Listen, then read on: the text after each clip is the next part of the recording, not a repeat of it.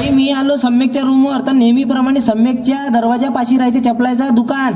आज पहिल्यांदा लेडीज चप्पल दिसली. अंदर पाहतो तर काय पोट्टे सुरी नी रे चड्डीवर. अरे बापरे, हे काय रे बाबा, पोहे लाल लाल भटा मेड बाय कोण, सम्यक. मग जाऊ द्या म्हटलं, खा तुम्हीच. मग पाहतो तर अंदर बोर्डाच्या अंदर गांजेलाच्या माश्या होत्या. अरे जाऊ दे रे बा, मग सम्यक म्हणे जवळ नको जाऊ म्हणे, तोंड सुजून टाका म्हणे. बरं बा म्हटलं, काम घेऊन निपटवलं, निघालो घराच्या रस्त्यानं पाहतो तर काय मिळाला. दिवसात फुकटच एंट्री आहे, रात्री फक्त फी घेते. म्हटलं जाऊ दे भोकात, रात्री कोण येते म्हटलं, पैसे देत बसन म्हटलं, अंदरच पाहून घ्या म्हटलं, फुकटात म्हटलं. तुम्हाला तर माहिती आहे आपण फ्रीचं काही सोडत नाही म्हणून. मग त्याच्याच बाजूने प्रदर्शनी लागलं होतं, अंदर पाहून घ्या म्हटलं, पैसे थोडे लागते भाऊ पाहायचे. मग गेलो, तुम्हाला दाखवून देतो अंदरचं. तर काय तर चिनी मातीचे मस्त बड्यापैकी कब्बशा हे ते होत्या, मस्त मूर्त्या गिरत्या होत्या. म्हटलं बरं अंदरून जाऊन म्हटलं, अंदरून पाहून घ्या म्हटलं.